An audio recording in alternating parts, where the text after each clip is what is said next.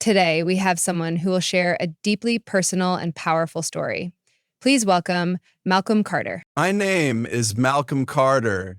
You don't need to remember that because my name is not what matters. What matters is that I have lived in this skin for 22 years, and I have spent every single one of them learning how to survive in a country that was built to crush me. I was 7 the first time I realized the world saw me as different. Not the kind of different that makes you special, but the kind that makes people cross the street when they see you coming.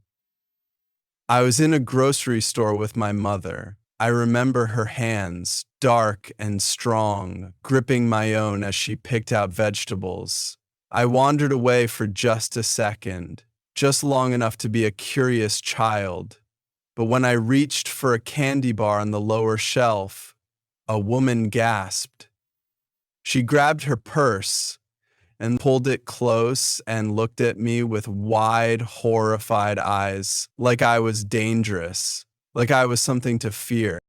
My mother came rushing over, her voice soothing, her hands gentle, as she placed the candy bar back and whispered, "Come, baby, let's go." She didn't fight, she didn't argue, because she knew. She knew that in this country, a black mother's greatest battle is keeping her child alive. You don't understand what it does to you being seen that way, to grow up knowing that no matter how kind you are, no matter how hard you work, no matter how much you prove yourself, the world will still see you as a threat. When I was 12, my father gave me the talk. Not the talk you're thinking of. No, this one was different. This one was about how to stay alive when, not if, the police stop you. Keep your hands where they can see them, he told me. Don't talk back. Don't run. Don't make sudden moves. And if you have to die, son, die with your dignity. What kind of country teaches its children how to die before they even learn how to live? I was 16 when I was thrown against the hood of a police car for the first time. I had been walking home from a friend's house, that was all, walking while black, and someone thought I looked suspicious. The officer never told me what I had done wrong, he just barked orders at me like I was an animal. Hand on his gun, eyes filled with something I still can't describe. Was it hate? Was it fear? I don't know. But what I do know is that when he finally let me go, I wasn't the same. I had heard the stories, of course. Eric Garner, Tamir Rice, Sandra Bland, George Floyd. Names that became hashtags, people that became statistics. I knew their faces, their last words, their unfinished dreams. But until that night, until I felt the cold metal of those handcuffs on my wrists, I had never truly understood. And that's the thing, isn't it? You never understand until it happens to you. I stand here before you today, not because I want pity, not because I need your sympathy. I stand here because the truth must be spoken, no matter how uncomfortable it makes you.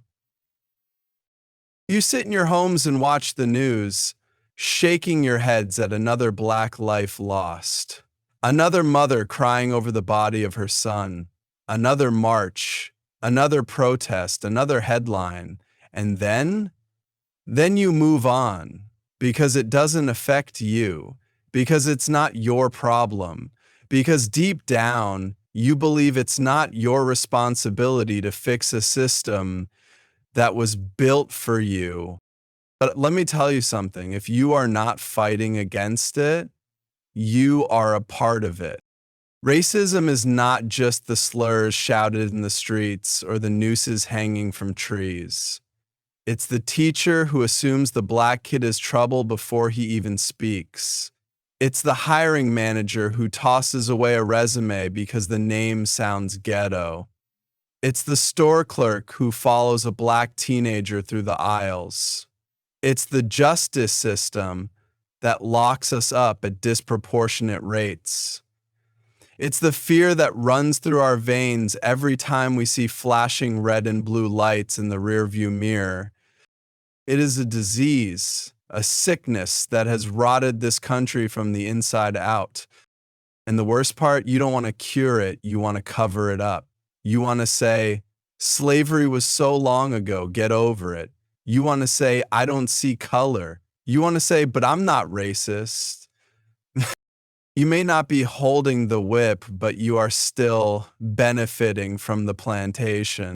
And I am tired.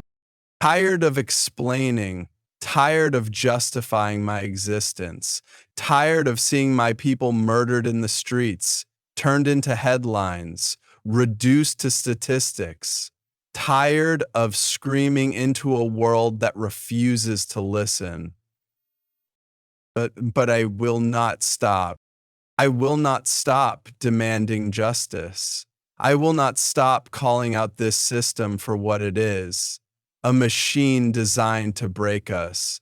I will not stop until my future children can walk down the street without fear, until a black man can drive at night without wondering if he'll make it home, until this country sees us as human, as equals, as worthy of life.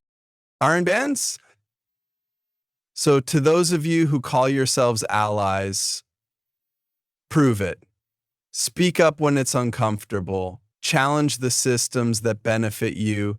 Educate yourselves, because it is not our job to teach you.